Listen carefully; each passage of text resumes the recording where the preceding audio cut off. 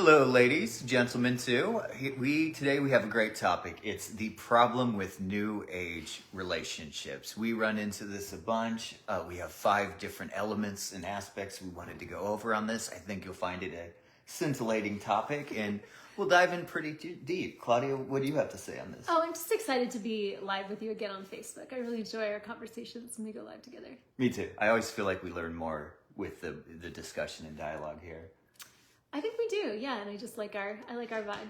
Me too. I like our vibe too. Yeah. Okay, should we dive into the number one when we were thinking about this? Well, yeah, I'd love to. I mean, even before so, maybe we could give a little bit of an introduction around why we're talking about this topic and why it's a real issue with our clients and the people who come into our work. Yeah. What do you have in mind? I have a whole list of things about to go into. Yeah, well, this is something I definitely encountered in my own life when I was more in the new age, and something that we've encountered, I think, a lot with our clients, the people who come into our work. It's like the seed is wrong. You know, it's like the templating is off. The blueprint isn't right. It's not like the model isn't there for creating a thriving, everlasting, sacred marriage. And I think a lot of women think it is, or they think it doesn't matter, or they think that they're using some other modeling that's correct. And usually, almost inevitably, these relationships blow up or they don't last. Yeah, that's my thing for sure, is it doesn't work. Mm-hmm. And we're taught it works. Manifestation works. Goddess stuff works. Twin flame. Twin flame, sacred union single specialist, and it blows up, blows up. Goddess. Yeah. I don't trust any of these modalities, and boy, we used to pay for a lot of them, didn't we? Yeah, we wasted a lot of money. To learn what not to do. And it probably even hindered us getting married a little bit earlier. Yeah, I think it did. Yeah. I think it didn't really make me understand the value of marriage too. Yeah. Because I was sort of off in this other dimension. And look, if you're looking for Peter Pans and Polly everything, great, go there. But if you're looking for lasting love, an island in Bali that's dedicated. Bali Island. But if you're looking to meet the love of your life and have it last, your king, especially your husband, we think the husband-wife archetype is the best template on the planet. Yeah. New age templates will universally backfire with masculine men. It's a tragedy, and you'll see people who have studied for years, if not decades, in these amazing modalities that work for some things, potentially, but not in love. And I think we're going to dispel a lot of belief systems today on this, or hopefully unpack some I almost feel like there are myths out there that ain't working. Yeah, ain't working. And we're here to destroy the myths. Yeah, and have some fun along the way. Yeah, we're going to bring a little fire to this conversation. So the first one is the first issue that we see with new age relationships, by and large. This may not be true for everyone, but something that we've seen over and over and over again is this tendency towards escapism and fantasy. Okay? It's this idea that I have to go to the ends of the world and do this crazy tantra initiation in the jungles of Bali in order for me to meet my Grail Knight Prince King who's gonna whisk me off into Avalon and to live happily ever after with me, and we're just gonna be in this full body energy orgasm together. I'm being a little extreme here, but this happens all the time for the rest of our lives. So I know that sounds extreme, but it's actually kind of the reality of what we. I get a lot of love diagnostic calls that are exactly like that. I need a Grail King, a Hero's twin flame, priestess. My spirit guide told me my twin flame was 2,000 miles away. And I have to my past life. I have to clear up the karma from my past life where this man was my divine masculine. He needs to. We need to come back together because we were Jesus and Mary together. Yeah, you get that Mary stuff Magdalene too, together in a past life. So it just goes on and on, right? It's just based on a lot of, frankly, a lot of just kind of irrelevant things. Things that actually don't really matter, and they may be interesting and they may be fascinating on a sort of mythological level, but the truth is, I think a lot of that stuff is just deep avoidance patterns playing out in this third dimensional reality. Yeah, I mean, when I hear that, it's almost like a romance novel kind of thing. And ladies that read romance novels tend to stay at home reading romance novels. And it's just like they have a fictitious husband or fantasy, the 5D Grail Queen, Grail King. He's off in like Aragon land. And we can find you mythic, noble, amazing men. But man, this stuff does not work well with real live men. Yeah. And the hippie festival guys, they're not very solid. Like, you might get traveling shaman guy that's into this stuff, but he's going to be traveling shaman 2 weeks later going to the next town. Oh my gosh, don't get me started about the traveling shaman guy. I have to say, like, when I was really heavily into the New Age and shamanism and plant medicine, I had one of these experiences where I was on I was in Mount Shasta, right? And I was with this community of plant medicine like people in Shasta, and there was this guy who showed up at the ceremony, and then like I was like, oh, I feel like I've known this person in a past life. And then like, you know, when I was on the medicine, I was like, the medicine was telling me that this was my soulmate and that we were going to be together. And then of course, like we had this really amazing interaction. We had this beautiful, like what felt like this beautiful soul alignment. We went on a few dates, and then he totally, completely ghosted me.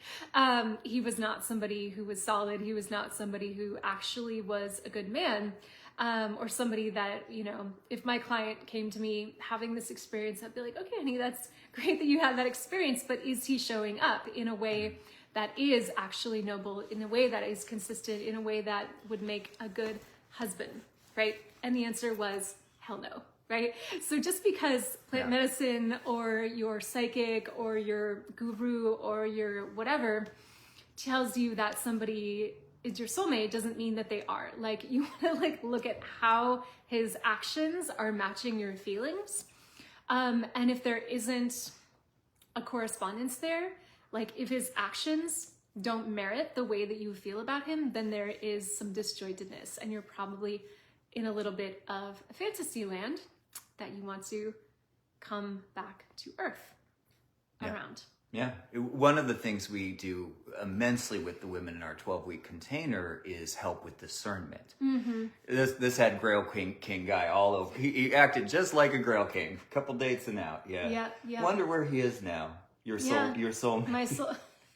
Your shamanic soulmate My from shamanic Shasta. soulmate. Oh Yeah. gosh. It's a good thing he left so I could find my real soulmate. Oh, thank God. Thank God.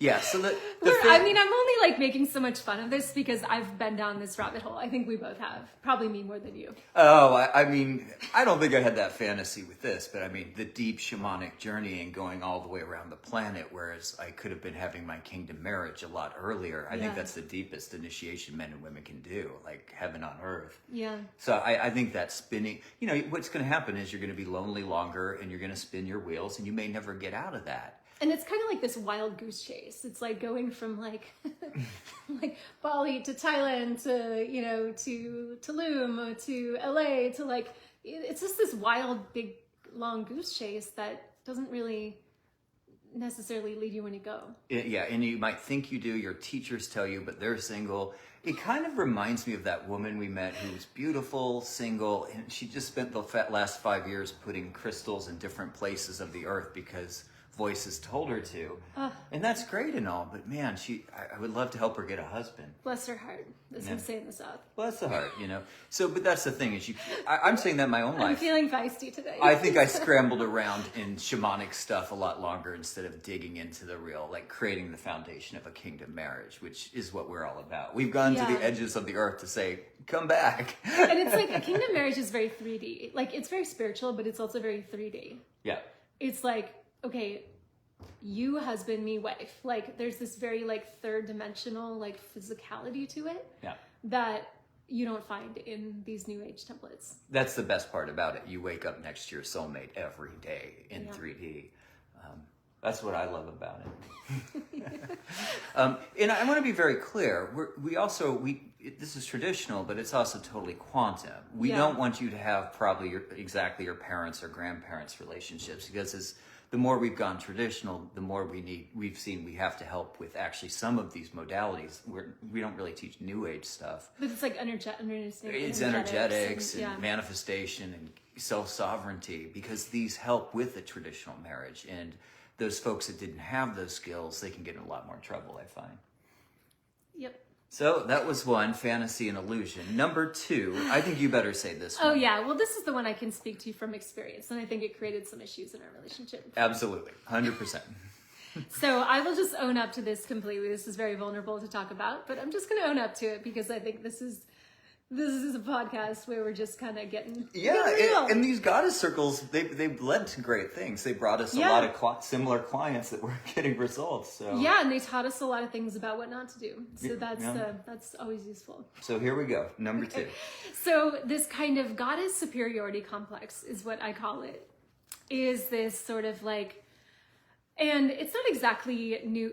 I would definitely put some overlap with that in the New Age, like the goddess world and the New Age world. There can be a lot of overlap between that. But for me, it was like this hyperinflation of my own feminine ego, aka my own goddess. And not to say there weren't some things that I learned about the value of feminine energy and, you know, receptivity and pleasure and embodiment and all of these things. But I think I took it to an extreme because I tend to go all in on things. I took it to an extreme where I had this sort of inflated sense of self, and that like men were somehow beneath me. And if you're in a relationship with a masculine man, as I was, that can create a lot of friction, right? Because it's like two entities that are competing with each other, and like you're kind of in like you become almost like you're in a mother-son dynamic, or you start to move in that direction of like, you're the queen, you're the goddess, you're the superior one, you're better than him, you are, you know, this woman who is so, like this divine feminine goddess, and his job is just to bow down to you and give you pleasure and feed you grapes and all of the things, right? It didn't exactly look like that, but that's sort of the idea that I had around it. And it just brought a lot of entitlement within me in our relationship. And it had me do things like put a lot of interesting ideas in my head, like how to train your man, right? And man training. How does that feel to you? Like training your man or man training? Oh, I'll one-up you. And I even wrote a little bit about patriarchy in my book and understanding and integrating it and like seeing there's good and bad in this. But say end the patriarchy to a masculine man and see how it resonates. Like, I remember you girls sitting around talking about that in Siberia's goddess form, and it just, I just felt left out and alienated, like I wanted no part of it. You just want to go away, right? Yeah, but let me ask you. Yeah. How sexy is it where you're, like, there's two leaders and you're above me? What, does that sound sexy to you? Is that what you want? Well, I think that's why matriarchy doesn't work, actually, in relationships. Yeah, we have officially, I mean, I must have done several hundred calls over the last 5 years of love diagnostic calls, and 0% of the women have ever said, I want to lead. Yeah, But what this does, it puts you in that role. It actually puts you in a more masculine role, too. That's the weird thing. It's like this goddess pseudo-masculinism going around on, like, steroids. And it backfires with men constantly. And I think that's why a lot of the leaders of these goddess circles are like often having relationship troubles. And they come to us. They come to us, yeah. And but we can help a lot. It's usually something like this. I've worked with all these goddesses. I've done all this credible work. Why would this work? Or they'll say, I've done all of this. Oh, I've never worked with a man. Of course, this has been... Because if you don't have understand masculine edge and essence and how men actually work versus how we want them to do in fantasy land. In your ego, Yeah, and it backfired. And let me ask you, how often does entitlement work with men? Gosh. And even if it does work, here's the thing. Even if you can show up in a way that, I mean, this wouldn't work with you because you're so masculine, you won't like let me get away with any of that. But I think if I were to show up with a certain type of male, right? A certain man who's a little bit maybe weaker. Yeah. I showed up entitled and he just like gave me what I wanted. I wouldn't respect him. Yeah. So it's like you win, you can't win either way. Yeah. And women don't want to be in control of in our relationships. We want to be able to surrender. We want to be able to let him lead. And I believe that is the blueprint that was given to us by God. Yeah, and I want to say something else very strongly about the goddess superiority thing. Is I think it's also because women are more wired to be in the spiritual. They have more of a yin, more of a depth. Whereas men, a lot of our spiritual ladies have been getting more, I'd say 3D, and men are more 3D initiates, and we love them. Look at Joe Rogan. He's a 3D initiate. You know, he's successful. Yeah. So we've had a lot of ladies that were very new age or spiritual find that there are all these initiated men who are amazing electricians or engineers, but they have to almost go through a conversion process because they'll see men as lesser than. Or like muggles. Muggles. Wow. Yeah. I haven't heard that word in a while, but yeah. Whereas these men are actually highly initiated. Like it's not easy to get around in the 3D, have success, and they have their own practices, but they just don't resonate. Women won't see that him riding his motorcycle, maybe that's too dangerous, but him like fixing a car can be a total spiritual experience, and it can, because I've had that. But yeah, I love that about men. You guys are so like third dimensional, and we're more in the mystical realm. But it's true. It's like we as women look down on that because we think, oh, he's just a muggle, right? He's just some sort of like, he's uninitiated. He's just living in the 3-day where I'm off in like 20D or like whatever with the angels. But that's the beautiful thing about masculine man is that they bring you down to earth. yeah, and you can have both. I mean, I do a lot of practices and initiatory things, Sure. but I also think, like we're saying, I went over the deep end, and I get a little bored not doing badass stuff in the 3D and creating our family dreams. Yep. Beautiful. All right, so number 3, I think I can do this one. Yeah. It's lacking masculine containment and order. Yeah. I just have to laugh at myself because I feel like that was me. Oh, we did have a few. We've had some times of that, yeah. For so long. Like, I feel like I am such a non-linear person in so many ways, and having any sort of like, okay, step 1, step 2, step 3, step 4, like that was so foreign and unfamiliar to my brain, to my feminine brain. Because I think the interesting thing about the feminine brain, and I think one of the people that you interviewed actually on your podcast said this, was like the feminine brain is, I've heard this actually from multiple people, the feminine brain, which is operating more in the dimension of like Kairos time versus Chronos time. So Chronos time is linear time. It's like, you know, it's right now it's 3:36 p.m. Central Time, right? Kairos time is like the timeless. I'm in the dimension of the timeless. There is no time. I'm just so in the present moment that I'm almost just like outside of time. And I think the feminine brain tends to operate more that way. And therefore, I think the new age tends to be more in this dimension of the quantum, in the nonlinear, everything happening all at once. And there isn't this like 3D step-by-step thing. And there isn't this kind of what you would call like order or structure. And that creates a lot of issues. Especially depending what your goal, not desired, what your goal is. I'll be very masculine here. Yeah. If your goal is to have a husband and go through amazing Cinderella season to that, it's steps and stages, and you actually learn exactly where you're at. Yes. And everyone can go through it and win. That's the crazy thing. It's actually a path, and you'll see where you're at, and you'll know. But when our ladies first come in, especially with New Age and manifestation, there is this all or nothing thing right from the beginning. Well, he didn't show up in his full masculine, so it's not going to work out. You know, they'll either they will declare defeat way too early or victory way too early. Yes. Oh, he's my soulmate. He's the most amazing one. It's like, wait, we're on date 1.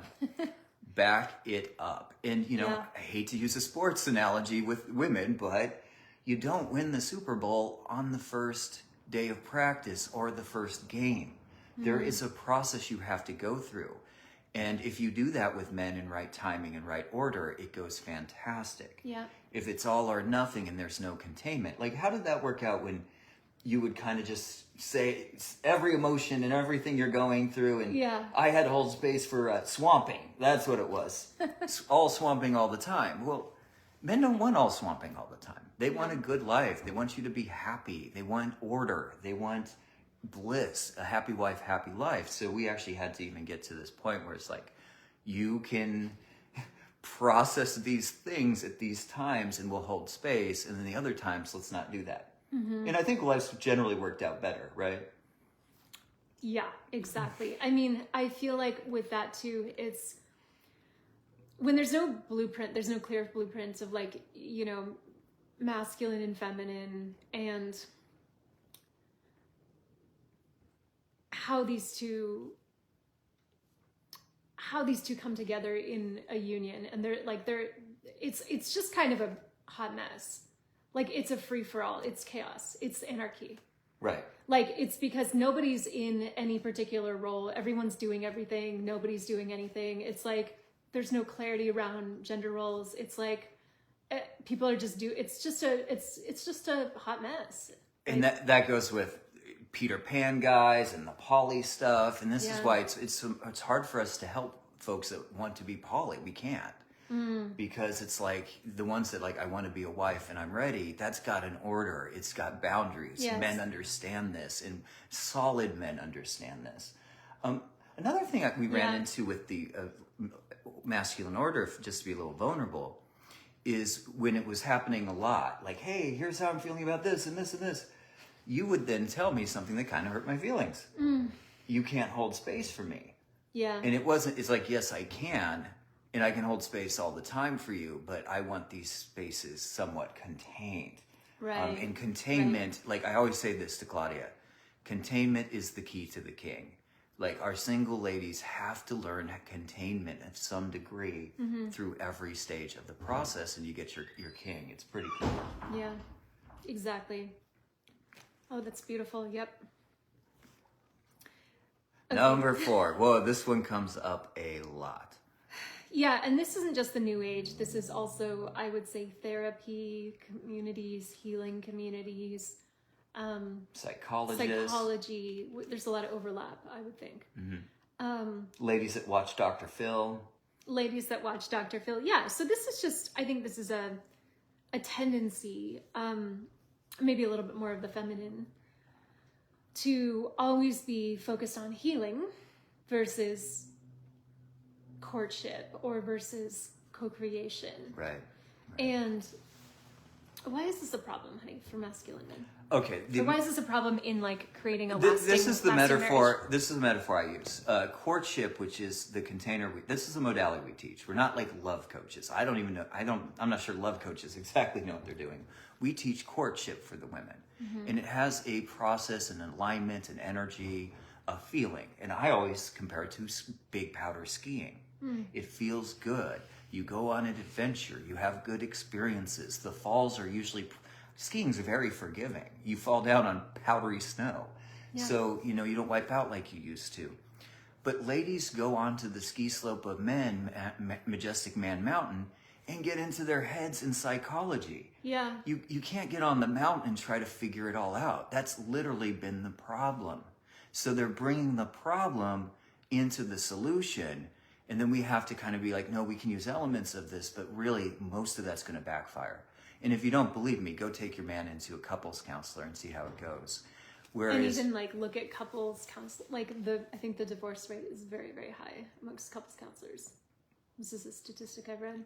The ones that go to couples counselors? No, just actual couples counselors. The people who give the services of couples counselors tend to have a pretty high divorce. I mean, we work with a lot of psychologists, psychiatry people, and trauma healing people. Yeah. And they all struggle with this. And in fact, this is what they used to do. I found it very interesting. Is that type will attach to Claudia.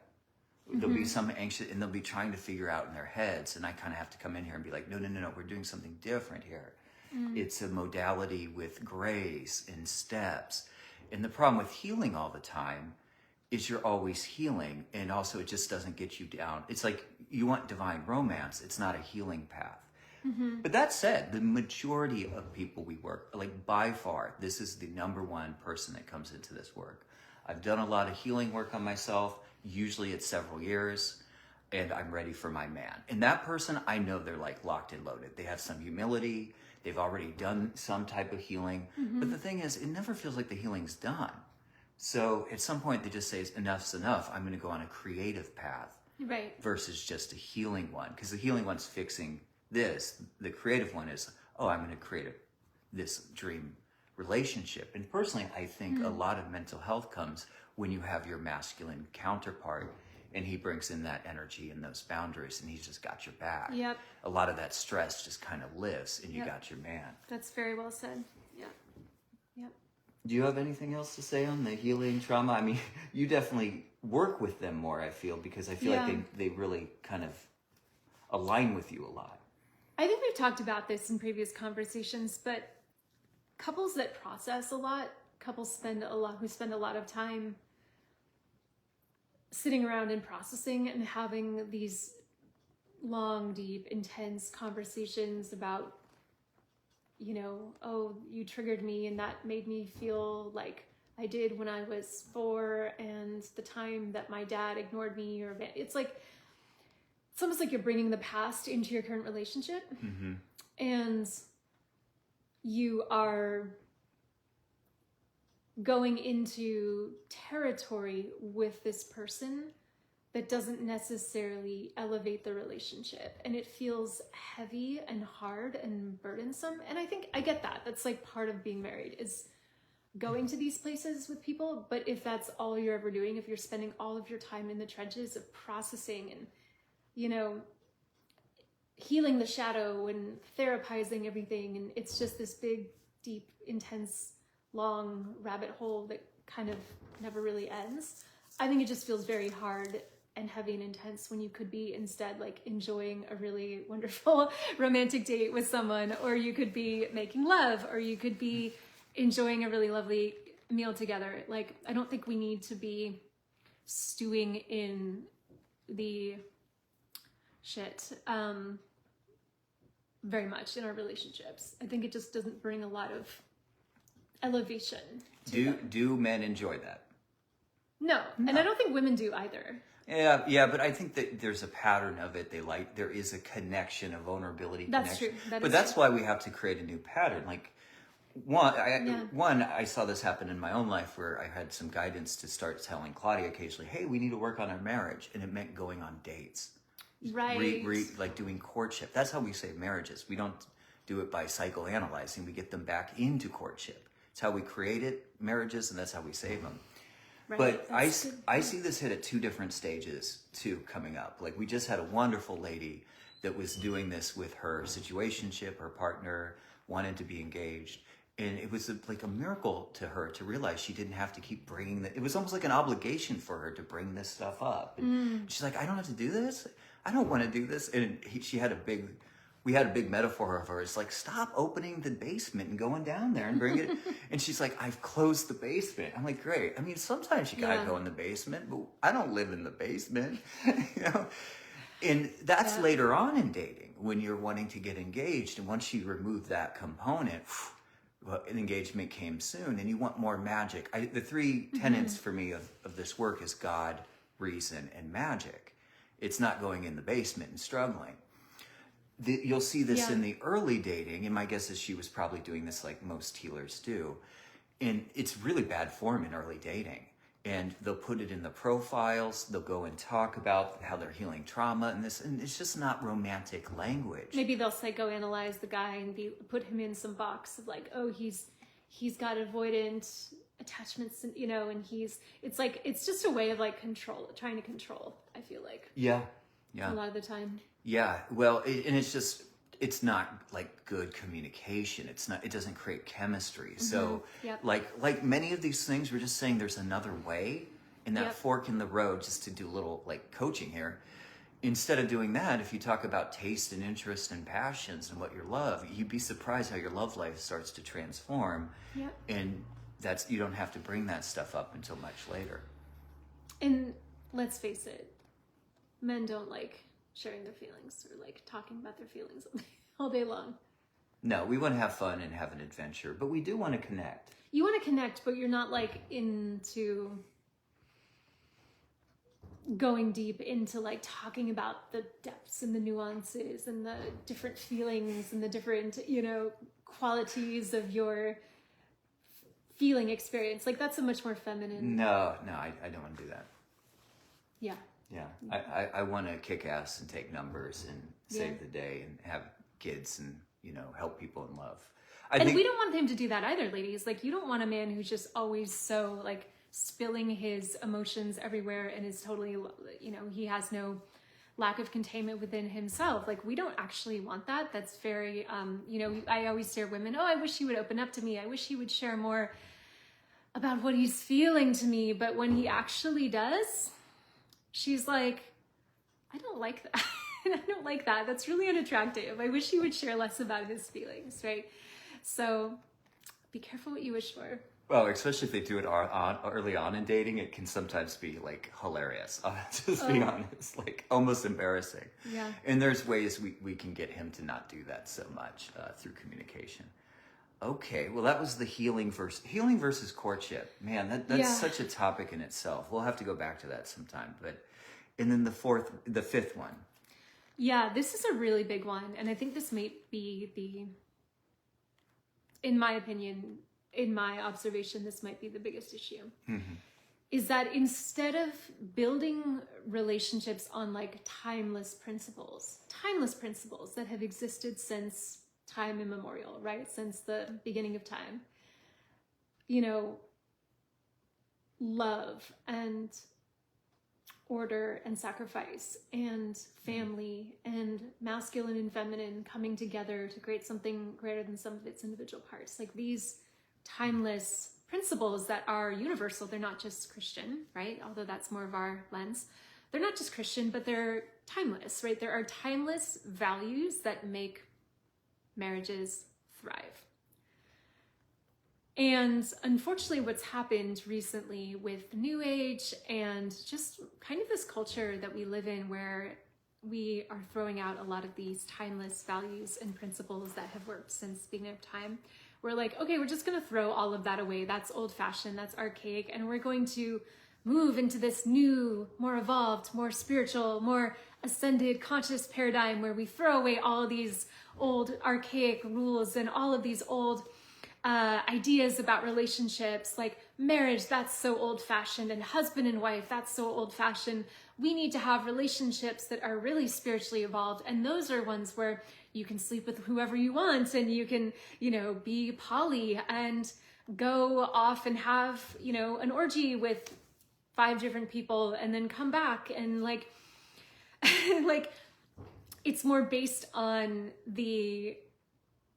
I would say, it's based more on like fleeting desires that you may have in any moment versus these timeless values and principles that just work. They are time tested.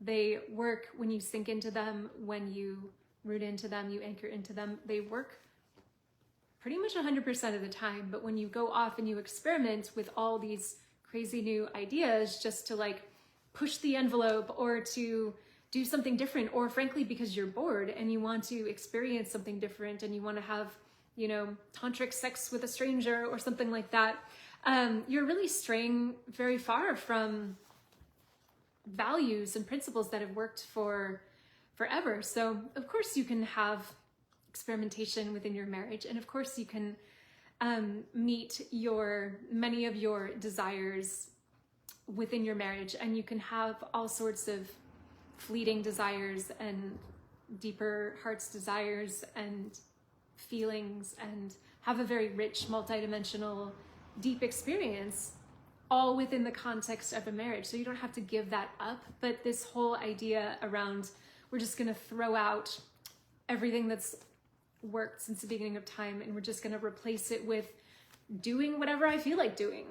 Like doing whatever I feel like doing in any given moment, which unfortunately is what a lot of the New Age is, and calling it spiritual. Doing whatever I feel like doing in any moment and calling it spiritual. That's pretty much sums up the New Age.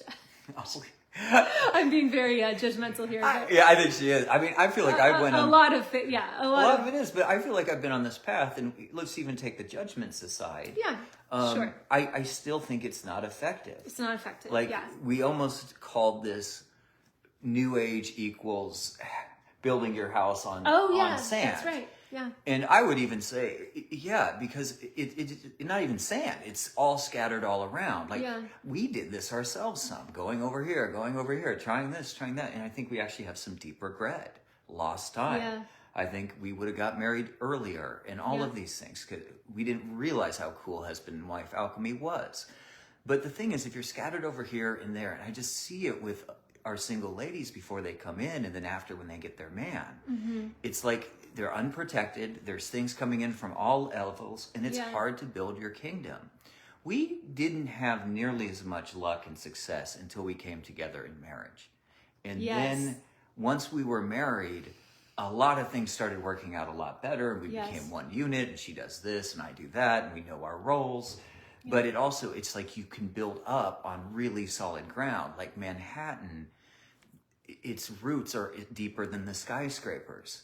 And maybe it's not spread out all over the earth at Bali and Costa Rica, but it's so deep and fantastic. And everywhere you go, you get your ecstatically ever after. Like, we're not scrambling around seeking outside ourselves. We find holiness in heaven here in the family every day. It's like so heavenly. But I think it's because not to say we don't have our moments, it's life, but it's because we built strong here, a foundational versus all out there. And this is a lot what I teach in courtship, or we do, but especially me, I'm always this foundational versus, hey, you do this exact thing in this one moment. And the stronger that foundation is, the more beautiful your kingdom grows. And that's why, discerning the right man, doing the steps in right order, learning the courtship process is so key. Because I now, having asked tons of divorcees over the last couple of years, the roots to their divorces always started in the early courtship stages. So when you clean this up, that other shoe that just drops for people, it just goes away. Things appreciate. I always say the two edgiest things we do in this work is we send you into the world of real live men and expect it to go pretty swimmingly, actually. Yeah. Probably with a couple snafus.